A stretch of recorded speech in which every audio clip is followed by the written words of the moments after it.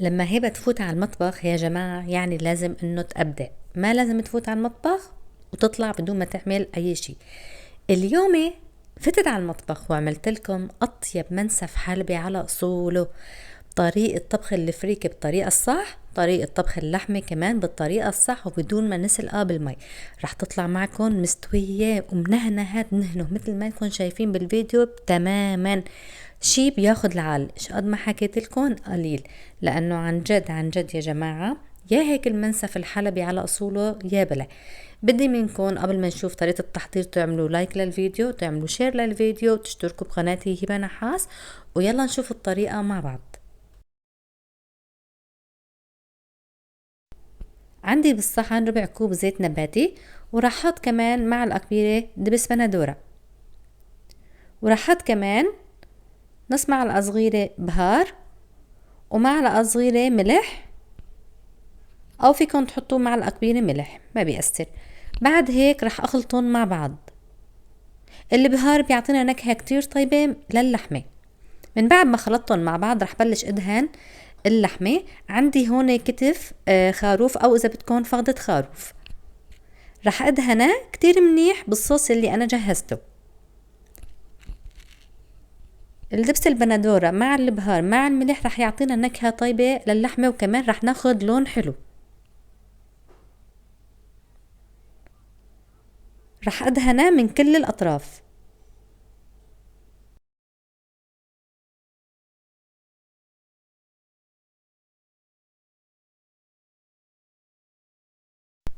من بعد ما دهنتها كلياتها وصارت عندي جاهزة، جبت ورق الزبدة وراح بلش لفها بهي الطريقة.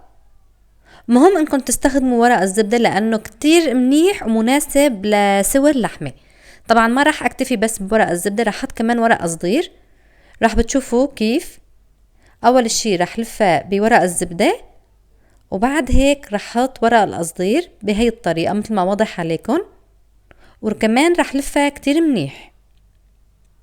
ورق الزبدة مع ورق القصدير راح يخلي اللحمة تستوي بطريقة ولا اروع من هيك، وهيك منحافظ على زكاوة اللحمة احسن ما نسلقها بالمي. يعني اذا بدنا نعمل الكتف او الفخدة يفضل انه نعملها بهي الطريقة، منحافظ على زكاوتها وبتضل طعمتها طيبة كتير. رح احط الصينية بالفرن على اول رف من تحت على درجة حرارة 150. رح شغل الفرن من فوق ومن تحت مع بعض. رح تاخد معكم مدة 3 ساعات، وممكن تاخد اكتر شوي حسب حجم الكتف او الفخدة يلي عندكم. رح بلش جهز الفريكة. عندي 3 معالق كبار سمنة ومعلقتين كبار دهنة. الدهنة اللي نزلت لكم طريقتها لما قلت لكم انه وقت اللي سافرت على تركيا سالت دهنة وجبتها معي، عم حطها على الطبخ. يعني الطبخ عم يطلع طعمته غير شكل. من بعد ما دابت عندي السمنة مع الدهنة رح ضيف الفريكة اللي مجهزتها. رح حط كيلو فريكة،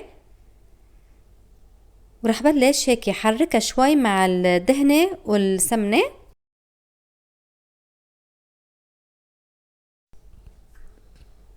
بعد هيك رح ضيف الملح. رح احط معلقة كبيرة ونص ملح. طبعا الملح يعني انتو على كيفكم، قد ما بدكم بتحطوا ملح. ورح احط كمان الدهنة اللي سليتها مو بيطلع منها الحبيبات الدهنة، انا هاي بحتفظ فيها ما بكبها ابدا، وبضيفها على الفريكة لما بطبخها بتطلع كتير طيبة. ضفت 4 معالق كبار من الدهنة المسلية، وبعد هيك حطيت المي.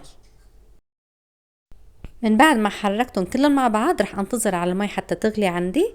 بعد هيك رح اغطي الطنجرة، ومن بعد ما اغطي الطنجرة بدي احط عليها كمان منشفة حتى يتحبس كل البخار في قلب الطنجرة، وتستوي عندي الفريكة بطريقة كتير مرتبة.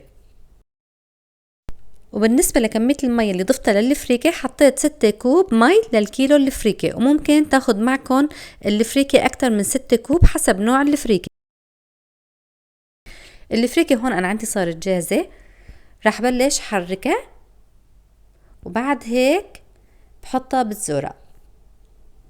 وطبخت كمان الرز، بس بهذا الفيديو ما نزلت لكم طريقة تحضير الرز لأنه الأغلبية بيعرفوا إنه يحضروا الرز، طريقته كتير سهلة، يعني ما بتحتاج إنه كل ما نزل وصفة فيها رز إنه نزل طريقة تحضير الرز. رح بلش قلي المكسرات. المنسف الفريكة ما بيجي شكله ولا منظره إذا ما كان في عليه مكسرات مشكلة. رح حمص اللوز والكاجو والفستق الحلبي وأي مكسرات تانية انتو بتحبوا تضيفوها، هذا الشي بيرجع لإلكم. بدي اقول حبايبي ملاحظة كتير هامة بخصوص الفريكة، ما لازم تغسلوها كتير، يعني يا دوب بتحطوا عليها بس مرة واحدة مي وبعد هيك تكبوها مباشر، لاني اذا غسلتوا الفريكة كتير رح تروح زكاوتها وطعمتها. وكمان ملاحظة تانية حبايبي، حتى تنجح معكم الفريكة لازم تطبخوها على نار هادية، يعني ما لازم تعلوا النار تحتها ابدا، لانه رح تنشف المي بسرعة وبنفس الوقت ما رح تستوي معكم بطريقة صح، يعني رح تضل الفريكة عم تقرط كتير. فلازم تحطوا مي يعني تكون أصولية للفريكة، وتوطوا تحت الفريكة من بعد ما تغلي المي، وبعد هيك كمان غطوا الطنجرة بالمنشفة، يعني بس من فوق حطوا منشفة حتى يتحبس كل البخار في قلب الفريكة. رح بلش حط الرز. طبعا كمية الرز ما لازم تكون كتيرة فوق الفريكة، بس انه هيك يعني طبقة كتير خفيفة. هلا ممكن البعض يقولوا لي مدام هبه مو لازم نطبخ الفريكه في ميه اللحمه انه بتطلع مثلا اطيب واذكى. هلا الفريكه اذا طبخناها في ميه اللحمه طبعا بتطلع طيبه، بس بما انه انا حطيت دهنه للفريكه لما طبختها فصارت طعمتها بتجنن، وكانه سالقه لحمه وطابخه الفريكه في ميه اللحمه. اللحمة هون صارت عندي جاهزة وكتير كتير سخنة، يعني عم حاول انه هيك افتح الورق القصدير في ايدي فما قدرت انه كتير، لانه عن جد من كتر ما هي محبسه الحراره جواتها، جوات الورق القصدير ورق الزبده، يعني ما فيكم تدقروها ابدا.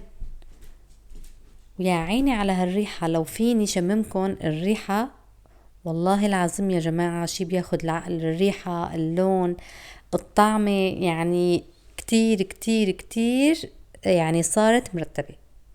بدي شيلها وحطها فوق الفريكه وبلش زينها بالمكسرات. هلا بدي لكم ملاحظة انه عنا في حلب كمان منقلي لحمة ومنحطها مع المكسرات ومنزين المنسف كلياته، فانا ما حبيت انه حط كمان لحمة حتى ما تقولوا لي عم بتبالغي وهيك، بس نحن عنا هيك اصوله المنسف انه كمان منقلي لحمة ناعمة ومنحطها مع المكسرات ومنزين المنسف فيها.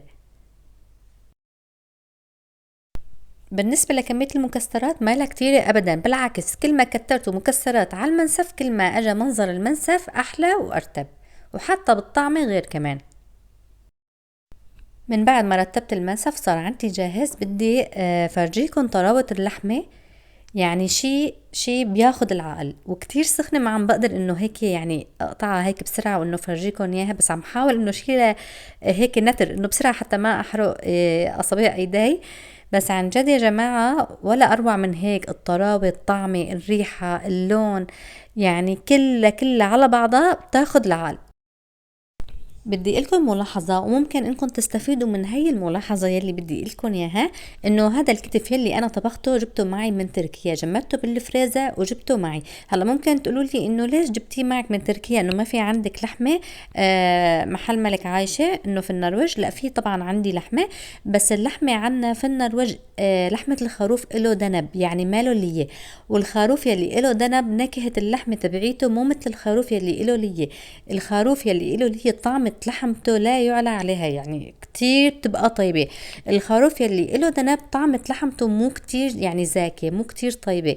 فمشان هيك انا جمدت معي هذا الكتف وجبته معي، فقلت انه لكم حتى اذا انتم نزلتوا زيارة على تركيا وحابين انكم تجيبوا معكم انه ما في اي مشكلة وما حدا بيحكي معكم ولا كلمة. ولهون حبايبي وصفتي لليوم بتكون صارت جاهزة، جربوها واعطوني رأيكم فيها، واذا حبيتوا الوصفة لليوم حطوا لايك للفيديو، مشاركة للفيديو، وكومنت يكون حلو مثلكم، ويا اهلا وسهلا فيكم، وبشوفكم بفيديو تاني، والف الف صحة وهنا ومع السلامة.